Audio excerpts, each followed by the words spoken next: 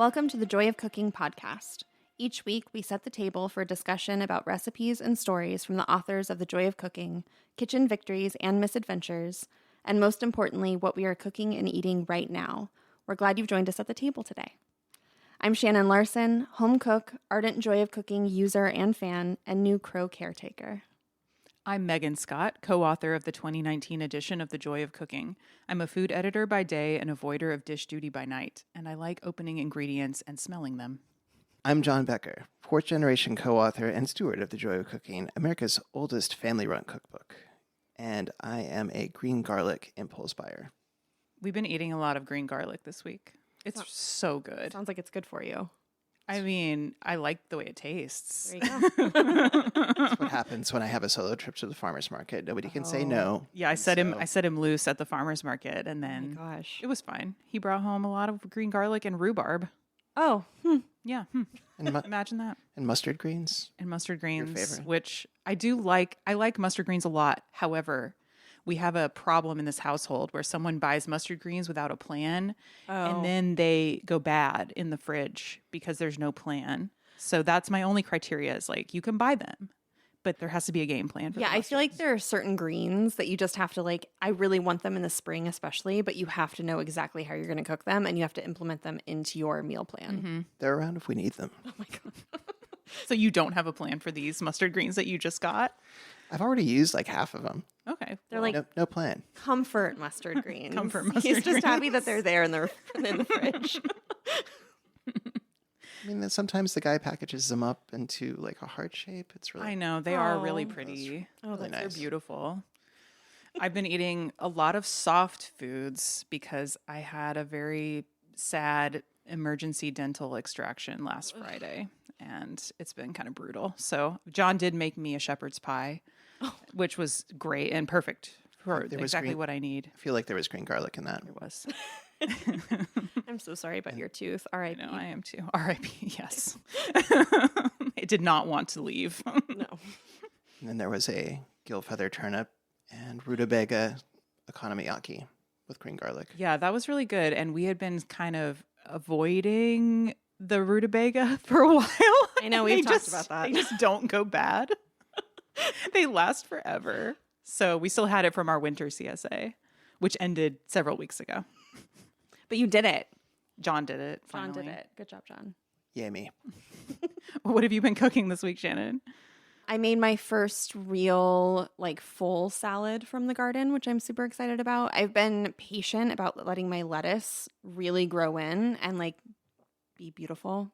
And we also have asparagus that was planted from previous owners. So I've been literally cutting it out of the garden and eating it raw because it's so good.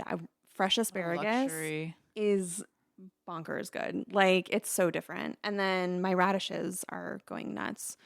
So that's what I've been eating. Also, I've been really wanting crow friends for a very long time, and we're finally there. So we're feeding them some of our dog Flossie's good quality kibble and just making sure they have fresh water. And so I'm excited about eating for myself, but mostly I'm excited to feed the crows and hope that That is very exciting. Hope that they bring you things. Well, it's been disgusting so far. The stuff that they put in the bird bath is disgusting. Oh, no. So I'm questioning everything. I went out and there were it's gross, but guts from some kind of animal. I'm just cleaning the bird bath a lot, Yeah. but they're so pretty. Doing their crow stuff. It's more of a bloodbath. I feel like when you have crows around your house, sometimes I just feel protected or something. Yeah, they're I don't know. looking out for you. Yeah. And they recognize ne'er-do-wells. Yes, they do. And they tell their friends. Yeah. Because we've already had 2 more join for the disgusting bird Yeah. bath situation. I love that for you. It's very exciting. My husband is questioning it. Yeah, well. Yeah, we'll see. I wanted to talk about quickly our recipe of the week, which was tagliatelle with wilted greens. John, do you want to talk about... Oh, no. Well, because of your tooth extraction, they kind of fly in the ointment with that. So, Yeah, I couldn't really eat that. yeah, the So- greens in particular. The pasta would have been fine. I should have made the fresh pasta without the greens, but Yeah, we didn't make it. This was a wild week. I blame the dentist just Yeah. it really threw a wrench in all of our plans this week. If it helps, we make your pasta recipe. That's the one fresh pasta Really? recipe we use. Like we just go to that one. So it is amazing and perfect and delicious. And you can use a pasta maker, or you can just oftentimes I kind of like my pasta kind of like thicker and hand cut. And it's perfect for that too. And we just used arugula from the garden, and it was super, super easy, super great weeknight meal, because fresh pasta actually doesn't take as much time as people think it might. Yeah. You just have to do it and then let it sit for a minute, and then you can just make it wonky and weird, and it's great. Yeah, it's perfect for mustard greens. Oh my God. All right. This week, we would like to welcome Claire Lower to the table. Claire, welcome to the podcast. Thank you so much. So thrilled to be here. Would you briefly tell us what you do? Yeah. So I've been a food writer and editor for over 10 years now, I think, which is wild. Right now, I'm currently at Christopher Kimball's Milk Street. I am the digital editor, which means I write the online articles, what some would colloquially refer to as blogs, but I don't call them that. Even though in my former life I was a big blogger, capital B blogger at Lifehacker, which, as you know, you may or may not know, is part of the Gawker family of blogs. Okay. So firmly blog, but this is a little different. They're more online articles, and I also write and edit the editorial emails and newsletters that go out. Okay. Yeah, so writing, editing. I don't do any recipe development anymore, which I kind of miss. But I also don't miss, because now I get to cook for fun. Yeah, that's the only thing about recipe development sometimes is like you kind of are, you have to eat the thing You that have you to make. eat the thing. And if you don't eat the thing, you're a bad person. And if you complain about having to eat the cake that you, like the third cake that you've made, oh, your job's so hard, you have to eat cake. But sometimes it is hard to eat 3 cakes and you can give them away and stuff, but still. There's only so many people. I mean, we have a lot of friends, and even so, I feel like every time we bake a cake, I'm just like, what, how many people do I need to eat this cake? Yeah, and then you have to transport the cake. Yeah. I've started when I do baked goods now, because I still cook the Milk Street recipes before I write about them, which is the fun part. Like, they've done all the hard work of figuring out the ratios and the times and all that. I just get to bake a cake, and then I take it to the gym with me. Oh, that's a great idea. Yeah, because I work out just at a powerlifting gym, so it's like no machines. No one is there to lose weight, which is very important to me in a gym. That like the goal is just like to lift up something super heavy and then set it back down. So everyone there, like, no one hesitates to eat the cake. That's nice. We do have a few vegans, so like I try to bring in vegan stuff for them every once in a while. But yeah, that's my cake disposal strategy now, is just take it to the powerlifting gym. That's the only problem. I go to Orange Theory and I really like it, but a lot of people are there to lose weight. Yeah. And I have a feeling that if I brought cake, it might not be as readily accepted. Saboteur. Yeah, exactly. Yeah. They'd be like, what are you trying to do? No, my gym loves cake. Pro cake gym. It's a good gym. I mean, I feel like we were just talking about a lot of spring kind of cooking, like salad and mustard greens. What does cooking look like for you in the spring, or is it the same as it always is? Oh, gosh. I would like to say that I have, meal plans and things that I do every spring, but that's just simply not true. Like, I am very chaotic, and it depends on, like, what I'm feeling that week. If I'm in town, if I'm out of town. I do have a small asparagus bed on the side of my house that came in the house. So I've been doing the same thing you've been doing, which is just snapping it up and chowing down. But then you don't have enough for like a meal, because I'm just snacking on it. My bed is so, I've had it for like at least 4 years. And I know you have to wait 3 years before you start, but I've waited like 4 years. And I never took anything from it because it was only like 7 or 8 spears. And I was like, that's not enough. You have to wait. And then I did wait this year. And finally, I was just like, fine, I don't care if I'm eating all of these spears. But it's never enough. It's 2 or 3 at a time, which is fine, because then it's just for me. Exactly. I can justify not sharing because there simply is not enough to share. And also, my partner, if you give him asparagus, he will only eat the top. Spear. And it makes me so mad that I've just quit making anything with him that has asparagus in it, because he doesn't deserve it, asparagus. particularly right now in the spring. Like, no way. So I guess spring cooking means That is- depriving my boyfriend of asparagus. That's what I'm really focusing on. That is the tenderloin of the Yeah, asparagus. I mean, exactly. This is an aristocrat. He thinks he is. I do a joke. I call him the little prince sometimes. 'Cause he's so. But he actually had to do some cooking. I call it cooking, air frying recently, because I had hand surgery, so I couldn't hold a knife. And the only time he ever cooks, he's only cooked in my kitchen twice.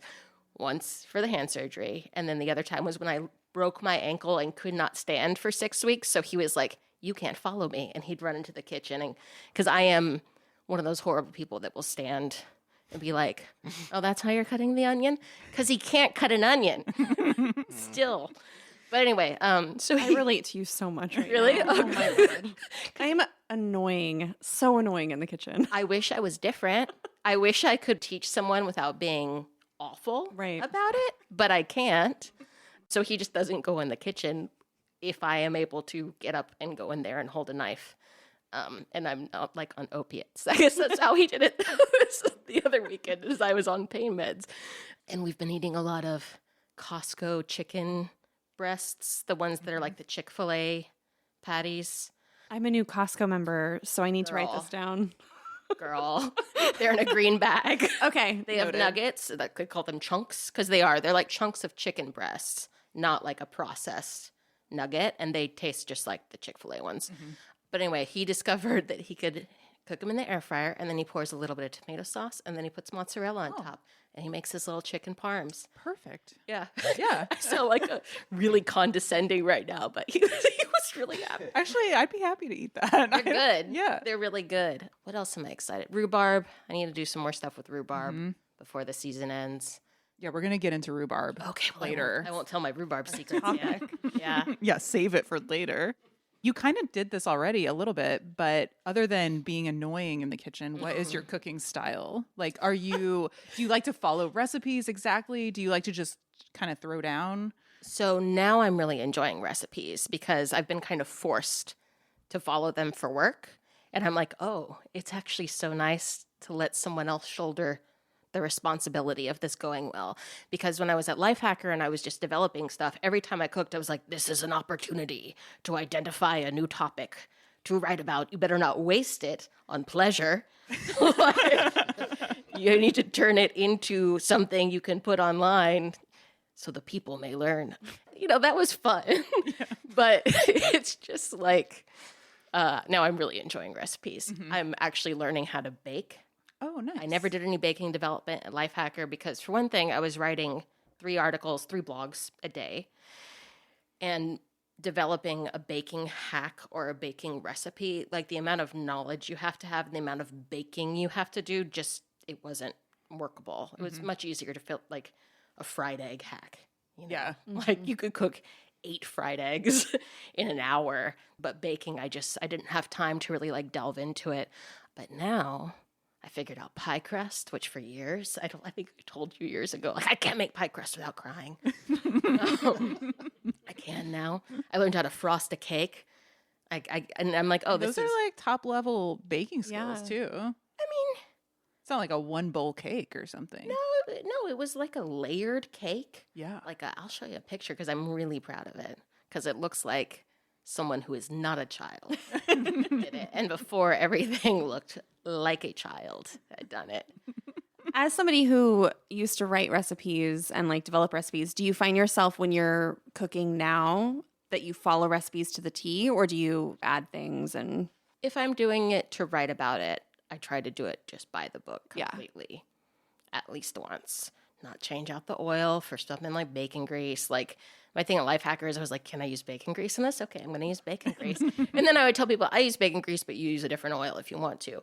The kitchen in Boston at Milk Street they're all the most earnest, kind, but like there's a seriousness to it that like I did not bring to my previous work, where like I don't want to insult them by applying my weird brain to what they've so meticulously like they make something so many times and they all taste it and they all discuss it and they go back to it and Chris tastes it and it's such a long process that like I'm not gonna Yeah. Solely Just it. let them do their thing and trust the process. But if it is not for work or if I've already made it once, yeah, I will get weird and I will start making substitutions because that's very fun for me. I mean, that's generally good advice, right? You know, you follow the recipe once and then go to town if you like it the first time.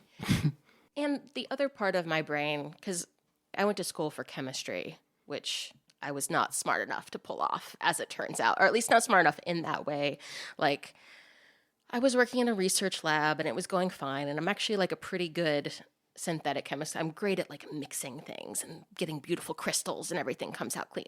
What I'm not good at is then continuing to talk about it for a long time. Like I would go out to the bar with a bunch of grad students, they would just keep talking about lab work. And I was like, okay, I actually don't think I'm going to go to grad school because I want to talk about something else now. But anyway, the concept of changing one variable at a time was so just instilled in me in a lab environment because I also did an internship at DuPont. And so anytime I'm working on a recipe or I'm messing with a recipe or I'm making any change to food, I try to just change one thing at a time. Cooking with matcha? It all starts with the right tea. And that's where you need to pick Mizuba Tea Co., sourced directly from heritage tea farms in Japan. Mizuba's matcha is crafted by award-winning farms in Yuji, Japan.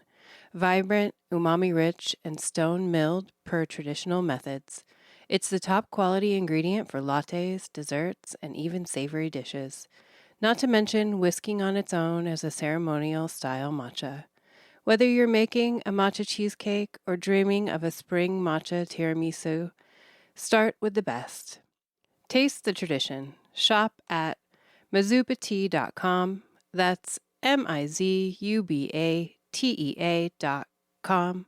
And use the code Joy of Matcha, that's JOYOFMATCHA, for 15% off your first order. Since this is the Joy of Cooking podcast, what is your relationship to the joy of cooking? Like, is this a cookbook you grew up with? So it was always there. My stepmom, big Joy of Cooking fan. Actually, the 2019, the version I bought that you signed, I gave to her, made her entire year.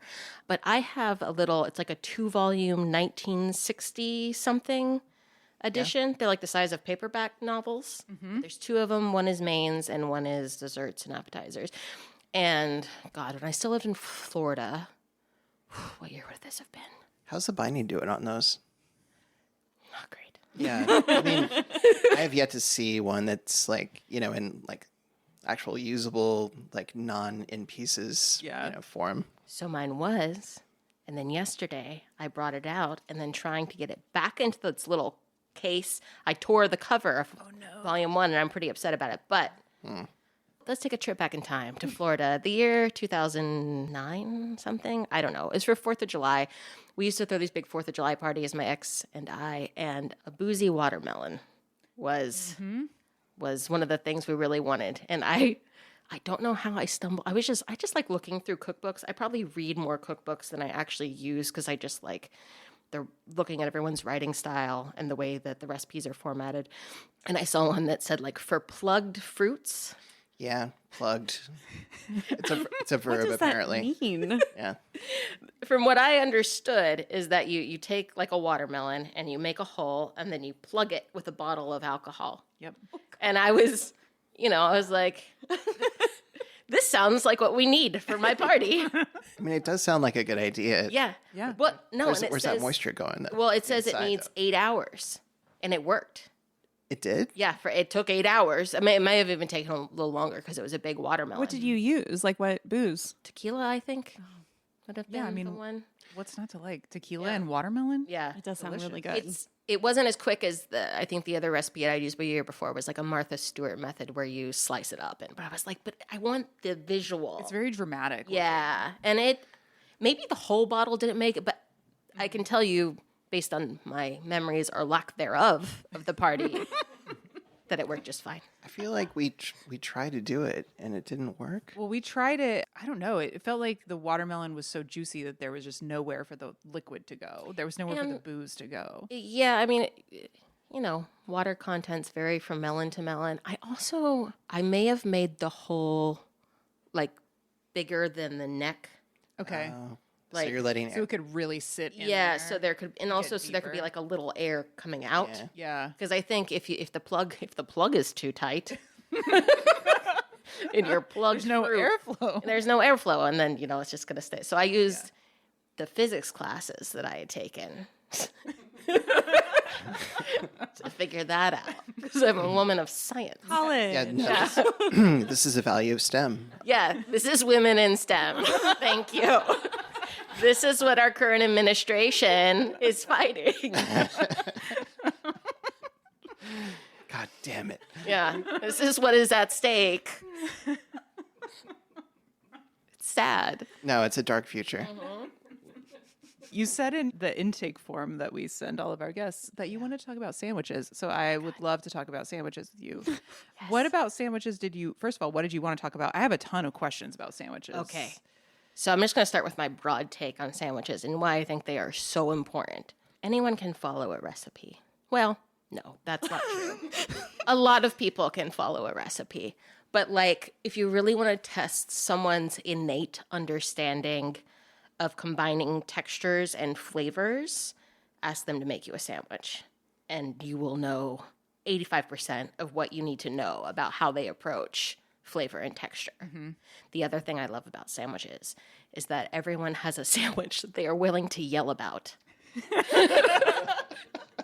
For me, it's just the regular tomato sandwich. White bread, mayo, tomato, salt. Don't toast the bread. No. Oh, no. Don't toast eat the it over bread. the sink like you're supposed It's to. supposed to be a little mushy. Yeah. So many thoughts about toasted bread on sandwiches. I really do. Tell me. Everybody likes their bread toasted, and I'm very much like it very depends on the sandwich for me. Yes. You cannot think about like if you want a sandwich, you cannot just assume it should be toasted bread. Right. Like What about a club sandwich? I feel like You said the depending on the Well, sandwich. Yeah, also it's lightly toasted bread for a club sandwich. You don't want it so hard to eat that you're not getting through the other layers. Right. Yeah, or have to you think about tearing it. up the roof of your mouth. Which will happen depending on especially the kind of bread. But yeah, sometimes I'm like, I don't want my bread toasted, and people are like, oh my gosh. Yeah. And you know what? I don't always want cheese on a sandwich. And everyone acts, I love cheese so much. Like, this is not a matter of me appreciating cheese. You have to listen to the ingredients. Exactly. And the textures. Yes. I could tell you can make a great sandwich. I make a pretty mean sandwich. Unless those people who really like their bread like extra toasted come over and I'm like, I am not making you a sandwich. I'm sorry. I'm not obliterate. You're not going to compromise your values, your integrity. No. well, and also like it tests your assembly skill. It's not just a question of like what you're putting into that sandwich. It's also like there's the kind of I guess architectural. Layering. Got to make sure that it's structurally stable. That Just like making a cake. Making a layer cake. Yeah. It's very architectural. You really have to think about it. right. With a layer cake, it's not like you're going to put 2 layers of filling. And then Well, two. don't be literal. I'm just saying like that. Those kinds of mistakes actually are possible with a sandwich. With a cake, it's more of like a boom, boom, boom. But with a sandwich, like disaster can happen if you put 2 slippery ingredients next to one another, and then they on the way up, it's just like whoosh. Yeah. It's just like that. Just like. It's just like, So I love sandwiches, but I also find that once I get to the very end of the sandwich, I almost always leave a little nubbin of bread on my plate. I just like can't eat the last bite of bread that's bare, like I just don't. I find this embarrassing. I'm quietly applauding, and here's why. My boyfriend, which it seems like something you're about to do, is yell at her about leaving the oven. And he does the same thing. And you know what? I just don't want it. And that's okay. That's it. Yeah. Yeah. I do it almost, and it makes him so mad. And I swear I'm not doing it just to know. I leave a little bit of food on most of my plates, and I don't know. It's because when I'm eating, I prioritize bites. So the last bite is definitely the worst one. It's trash. I've left the worst bite on the plate. Oh, Or I'm the opposite. Maybe you could just say it's the angel's share or whatever. I always save a really good bite for the last That's bite. what I do. I save the best bite for the Yeah. last, and which it can really bite you in the butt because sometimes the person that you live with, Megan's thinks- pointing at John right thinks now. that they can have a bite of your food, and it's usually the last bite that you've been saving and the one you want the most. When did this happen? like happened once, like 7 years ago. Actually, this is gonna make me sound insane, but I kind of like rotate quality of bites. I don't know, like it's almost like a bell curve. Like we're gonna hit the best parts in the middle. We start out kind of and then kind of taper off again because I don't want to get the best part out of the way. That's a good point. You don't want to get the best part of the way first. You want to ease into the bliss, really enjoy it, and then taper off and leave the nubbin. See, and sometimes, like, if there's like a vegetable dish, I love vegetables. Sometimes there's a vegetable dish I'm not as excited about, but I know I need to eat it because of vitamins and all of that. Sometimes I'll just get that out of the way first. I just shove that in and I'm like, all right, I did it. I'm good. And then I enjoy the rest of the meal. I don't know. This is Have you heard of the concept? This is something I saw on social media. Now I'm going to forget what it's called, but this woman was calling it like eating like a dinosaur. She was like, I'm tired of eating big salads. I just am going to open this clamshell of baby spinach and shove a bunch of leaves in my mouth and just get it out of the way. Just like eat all my vegetables first thing, and then I don't have to worry about it anymore. I can't imagine eating a like mouthful of raw spinach. Yeah, though. that's Without not anything really on it. my favorite. No. Well, I'm trying. This sounds flawed. But the concept is intriguing. Like treat it like a pill. I had a friend who would do that, and he called it hand salad. And This episode is off the rails. This is great. have me on anytime. Wait, I feel like we're gonna run out of time before I ask you all my sandwich questions. Okay. So I'm gonna ask you at least one more. We moved on to salads. No. We have to go back to sandwiches. I'm sorry. Are you familiar with the pineapple mayo sandwich? Yeah, I've seen it. So, the pineapple mayo sandwich, I know it's Southern. We were a tomato sandwich family, but it's spiritually aligned with pear salad. Oh, I didn't even true. think about pear salad. And I was betrayed by a pear salad at a church function. What happened? Well, I just didn't know what it was. Oh no. And I ate it. And then I was like, why would you betray me? Because it was like, for those that don't know, it's half of a can of pear with a dollop of mayo, shredded cheese.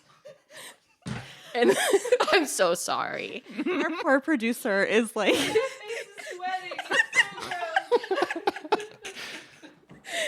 And then a cherry on top, because that'll fix it. And I thought the mayo was cottage cheese. And I was like, then it's no. acceptable. Because I like cottage. I'm one of those Yeah. people who loves cottage cheese. But it wasn't. And when you're expecting cottage cheese, and I'm so sorry, and you get mayonnaise, it is so upsetting. And so the combination of fruit and mayo, Yeah. This is reminding me of my cousin Marshall went to a wedding with the rest of his family, saw a bowl of what he thought was mashed potatoes. no. And it turned out that it was a gigantic bowl of horseradish because there was prime rib being served. And so he burned his face off. And then the rest of his family, they got food poisoning, whereas he ate the horseradish. So that is the weirdest story. What a twist! That's like M. Night Shyamalan shit.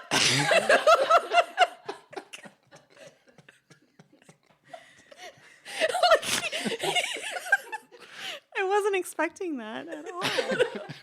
Okay. sorry. I mean, that was kind of a happy ending version. Sure, yeah. Yeah. There was a lot of pain, Yeah. but, it turned out Brief, well. fleeting. Yeah. That's the nice Not thing like about food poisoning. horseradish. Yeah. It just goes on forever. I was going to talk about like writing sandwich recipes and how I feel stupid when I do it or when I Because edit it them. does feel Because it's like you were saying, it's a skill. I mean, Yeah. you can definitely list ingredients, but then it just feels like you're making somebody a grocery list. And of course, like there are plenty of sandwiches where there's like an involved preparation for one of the fillings and whatnot. And don't get me wrong, it's all legit. And pressed sandwiches like a Reuben or whatever, there's some guidance that you need. But as far as sandwich recipes enjoy, I feel like one of our favorites that we added was the ceviche. Oh yeah, the ceviche, which has remind me of all the things. It's been so long since I've had one. Eggplant. Yeah, fried Eggplant. eggplant. Oh no. Wow. There it is again. Never beating the eggplant allegations. You were always talking about eggplant. We love it. No, but it's all about the condiments because it's especially like if you have the amba Mango pickle. puree. That And, sounds so good. It's really and good. harissa. I mean, all of this, we were introduced to the sandwich by A food cart. a food cart, yeah.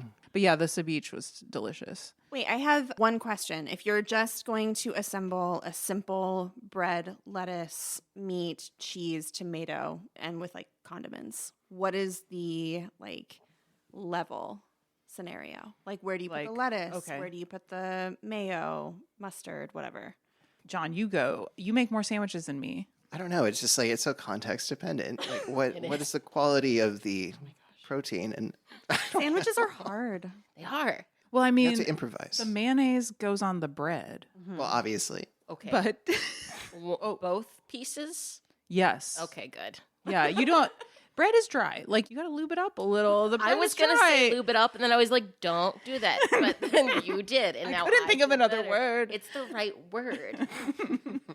Yeah, it offers protection so the sandwich doesn't get soggy. Oh, yeah. One thing that we did not put in the book that I would like to add to the next edition is to protect it against sogginess, especially if you're wrapping the sandwich and taking it somewhere, is like a nice little like coat of oil, a little bit of olive oil on the bread. Like actually, Brushed on. yeah, just brushed on. On the It actually- inside of the sandwich? The inside, yeah, and maybe a tiny bit on the outside. But even after like, an hour, it's still nice and Nice and not dry. not sogged out, not dry. Okay. But after the mayonnaise, I also will, on a lot of sandwiches, I'm a big Dijon mustard person. Yeah. I love Dijon mustard, so I will put a lot of mustard on there. And I feel like sandwiches need a lot of flavor. Like, they just need a lot of stuff to make them flavorful. I'm a maximalist. Yes. Except for the tomato sandwich. Then I Right. get very weird about it and very angry. What makes my favorite mustard right now? Oh, Beaver. Oh, beaver mustard is Beaver's really great. good. They've been sending me a lot of mustard. I got on their list somehow. I need like to get on their press list. Once you get on, you will never get off, and you will be set for mustard for life. They've got a great, I like their pub mustard. That's the one I'm really into right now is the pub mustard. Oh, is that like really sweet and really spicy? Yeah, Yeah. and their jalapeno one is really good too. And I think they're also responsible for the Engelhofer Yeah, line. Yeah. And I feel like the Engelhofer, like the whole grain, is pretty good. I feel like we could do a season of sandwiches. We really honestly. could. Or condiments. I mean, Well, yeah. Can I ask y'all a sandwich question? Yeah. Okay. What sandwich do you take to the beach, to the park, out and about? What is your ideal picnic sandwich? So I also lived in Florida for a while, but I will have to say the Publix subs are so good, and I like the turkey, like very simple turkey, boar's head, provolone, shredded lettuce, always shredded lettuce, Yeah. mayo, a lot of mustard, banana peppers, jalapenos, like a lot of spice. Oh, my mouth is watering right now. I miss the Publix subs. know. I liked the Italian, the boar's head Italian. So good. But I would do the same stuff, just all of the Yeah. toppings. But on the beach, especially, it's perfect. Like a like good sub sandwich. yeah, With shredded lettuce. That's like the key underlined. shredded lettuce, Too. really underrated. Shredded no, iceberg. it really, I wouldn't say soaks up, but there's like so much surface area going on that, like, especially if you get it with the dressing and with the oil and vinegar, it's just really nice. It just kind of soaks it up a little. Yeah. It's good. It grabs. Yeah. It does. It like keeps things from sliding, like that thing you were talking about Yeah. earlier. It fixes that problem. No, much better than just like straight up leaves. Yeah. Sure. Like spinach is maybe the worst leaf to put I agree. on a sandwich Wouldn't do it. because it's like They're slippery. They're also there's something about the texture of spinach that is like matte or like I don't know. Rubbery. Yeah, It's the, rubbery. It's not crispy. Yeah. It's not crispy. It's like Well, yeah, it's the oxalic acid that's in the spinach that just like makes your mouth kind of dry. yeah, it does make your mouth dry. Not But really also baby just the spinach texture so of much, it but- is not my fave. Yeah. Yeah, the shred is always. I was gonna say muffaletta. Oh, Yeah. Like the one. muffaletta travels really well. It holds really well. It benefits from sitting around at room temperature for a while. It's made for sharing. Yeah, made for sharing. You can't really get the right kind of bread It's true. here, but even on the wrong kind of bread, it's great. It's a great sandwich. The olive salad on the muffaletta is my favorite, like sandwich specific condiment. that's a really solid one. Yeah, because the longer it sits, the better it Yeah. gets. Really, you can't have it sit too long. Mm-hmm. At least I've never reached that point with it. No. Do you have one? I do. Is yours the same? Is it also muffaletta? I was just going to I don't know if this is like my favorite, but I was going to mention the pan Bagnat. Am I pronouncing that right? I'm not entirely sure how to pronounce that. We don't know French. It's a Basque. We just look at recipes all day. That's all we do. We don't talk to anyone. I don't know how to pronounce so many food words. And working at Milk Street, there's been some meetings where I'm like, oh no. I have to say this word. Oh, no. I don't know how to pronounce Hungarian food words. Like, It's a pressed sandwich. Yeah, it's another one that's kind of like the muffaletta in that it's just really, takes well to pressing, and I don't know if a muffaletta takes well to pressing. It seems like it. Yeah, you kind of compress it a little, Compress like it. wrap it tightly. But yeah, the pan bagnat is, I remember reading, I think it was MFK Fisher talks about making one and then having, like, taking a train to a place and they've got the sandwich, but somebody's like sitting on it to compress it, Really? which I just thought was amazing. And it's warm too. Yeah, it's warm. It's you what's just on get, that one? let's see, tuna. Tuna. Okay. It's kind of like a niçoise salad Yeah. sandwich. Oh, that sounds Oh, amazing. okay. Yeah. So it's got tuna. I think sometimes it has egg, pepper, like roasted peppers. What else? It's got all kinds of good things on it. Samin Nosrat did one with tuna that she had poached herself. or Yeah, that something. sounds right. That Yeah, sounds yeah, right. yeah. Can I tell you my beach sandwich? Yes, please. Just ham, butter on baguette. Oh, Oh, perfect. yeah, That's classic. it. And I'm not going to try to pronounce it because I only do Italian words because I took 2 semesters and I don't know how to speak French at all. Jambon beurre. Yes, So good at that. that one. Well, I got a degree in it, so I hope I would be good at it, except for that one sandwich that I can't pronounce. It disobeys so many rules of pronunciation that I can't wrap my brain around it. I don't speak regional French. I speak very Parisian French. So do with that what you will. That is a perfect sandwich, though. Thank you so Yeah. much. I'm very proud of it. Not that I invented it. I'm just proud of being like, oh, I should take this to the beach. Yeah. Yeah, it's definitely more dependent on like the quality of ingredients for sure. Yes. Good butter. Good butter. Thin, very thin ham. I also I think it's usually made with just like thinly sliced deli ham, but I got a country ham Ooh. a few years ago and I made it with that, and now I need to get another country ham. Yeah. Because I treat a country ham like prosciutto, where I just keep it on the countertop and just take Super slices thin. from it. Yeah. If you want to go in on a country ham, we are down. Great. Done. Count me in. That it's reminding me of a sandwich of yesteryear. Oh my god.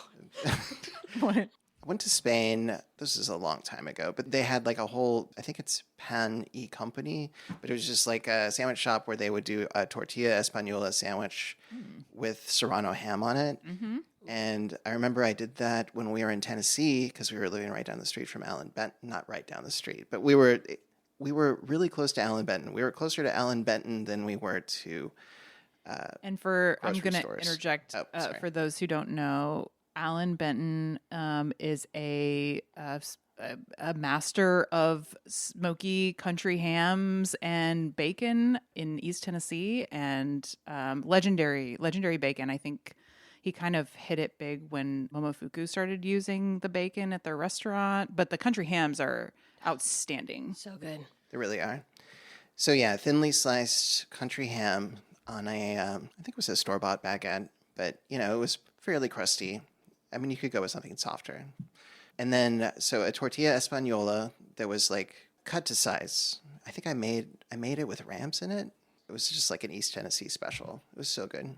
Yeah, I remember that sandwich. You can't, it's like not replicable. You can't replicate that sandwich. Oh but no, it was Pinnacle ramps. I sandwich. feel like it was ramps that I had sauteed a little bit and then made into an aioli. Wow. Yeah, maybe Something it's like foggy, but it was Yeah, it was great. I still have a picture of it. Could go, do some forensics. Post it to the Instagram account. Yeah, you should. I have so many sandwich pictures in my phone. Like, I think more than any other food. Oh, hello. I just wanted to take a moment to tell you about an easy way to enhance your meals. Whether they are a healthy vegan grain bowl or that late night snack we'll pretend didn't happen the next day, and that easy way is Marshall's Hot Sauce. For 15 years, chef and cookbook author Sarah Marshall has been hand-making and bottling these delicious sauces.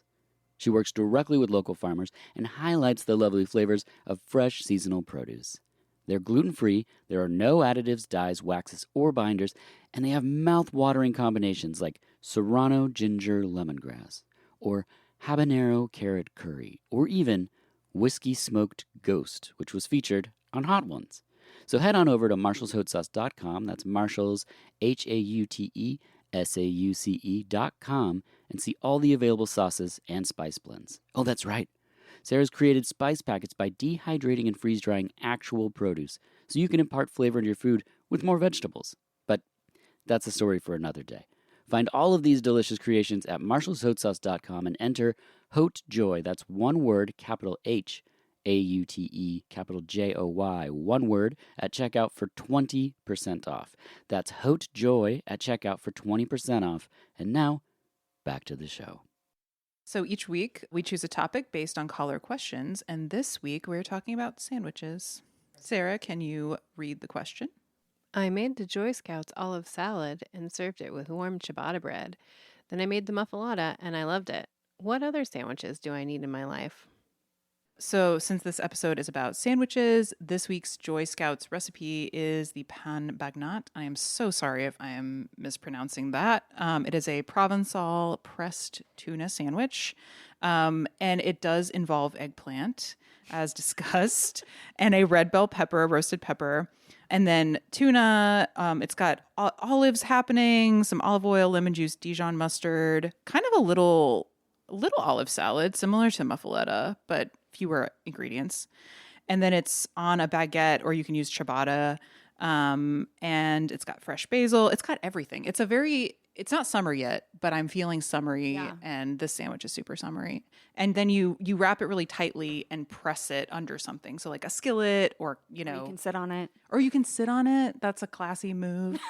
But that will be our recipe of the week, and it's on page 138 in the 2019 edition. So please cook along with us, and if you do, please tag us on Instagram at The Joy of Cooking. If you have a topic, ingredient, or joy story to share, call our hotline at 503-395-8858. Leave us a message or send us a text. We'd love to hear from you. Next week's topic comes from our caller. My rhubarb plant is the size of my toddler. What are the easiest rhubarb recipes? What's everybody cooking this week? Listeners, we are now recording on Tuesday evenings because we decided that Tuesdays are nobody's favorite days and we wanted something to look forward to, which I'm loving. I'm absolutely loving it. But that also means that it is school lunch dinner night in my house. So tonight we're going to try a new school lunch dinner, which is turkey sloppy joes. And I haven't had a sloppy joe in a very long time, and I'm so excited to go home and have just like sloppy joes and steamed broccoli and roasted potatoes waiting for me. Very basic, very excited. Also, this is the start of my annoying garden talk because things are blowing up in my garden, and every week I'm probably going to be saying how excited I am. It's thrilling. It's stupidly exciting. Yeah. I feel old. I know. I'm in my late 30s, and you can tell because I just Yeah. want to talk about gardening. I just go out in the morning with my coffee and I look at it and I'm like, what is wrong with me? I used to be cool. John caught me talking to a plant the other day. It's like, are you talking to a plant? I was telling it looked beautiful. Which one? There's a plant in our front yard that I don't know what it is. Oh, the big one. And I don't remember planting it. So, but it's gorgeous and it's huge. And so I talk to it occasionally because I think it's going to bloom. Last year it didn't bloom. I don't know. It's a plant it's a perennial. What do you say to it? I just said, you're beautiful. I thought it was a neighbor cat. You're so beautiful. Oh, you thought I was talking to a cat. Yeah. I also talk to cats, so that tracks. Yeah, tonight we're doing kind of it's similar in that it's really easy to put together after recording the podcast, but we're doing like a Korean freezer food dinner with all of the things we bought the last time we were at H Mart. So all the dumplings, the green onion pancakes, got some sweet potato noodles, so we'll make some japchae, and we have kimchi, so we have all the things. Yeah, and then sopes, I guess, later in the week. Mm-hmm. Got some fresh masa from Three Sisters, Nicht Einmal, and yeah. What about you, Claire? I'm about to go out of town on Friday, so I'm got some leftover rice that I'm probably going to turn into fried rice tonight. Probably going to do like a breakfast fried rice because I also have some bacon, Yum. an egg, scallions, and I have kimchi, so I'll probably put kimchi on it too for the Kimchi and bacon fried the rice. gut. Yeah, exactly. you know be helpful. Where can listeners follow you if you want to be followed? I love being followed.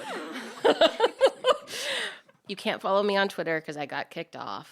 That's probably a good sign, though. I think that's and I got kicked off before it got real. Whoa. bad. Yeah, so I'm pretty cool. But I'm on Instagram, Claire Claire, Liz Liz, lower, like the word lower, LOWER. And I'm gonna be very honest, there's not a lot of food content because it's a very personal Instagram, but it's not private. Cool. And she has a really cute dog. Yes. Oh yeah, Barbara's good. Barbara Lewis is her full name. Barbara content. Yeah, after her John Prine song. She's perfect. Aww. Yeah. Thanks for listening to the Joy of Cooking podcast. Before we go, show some love for your favorite podcast by subscribing to the show and leaving us a review. Follow us at joyofcooking.substack.com and on Instagram at thejoyofcooking. Stay tuned for next week where we will tackle rhubarb, and don't forget to make this week's recipe, pan bagnat, on page 138. Call in with questions, hopes, history, or where you find joy in the kitchen. Our number is 503-395-8858. That's 503-395-8858. And we could not do this without our fantastic team at the Joy of Creation production house. Thank you to Dave Drusky, our production coordinator, Haley Bowers, our audio engineer, and Sarah Marshall, our producer.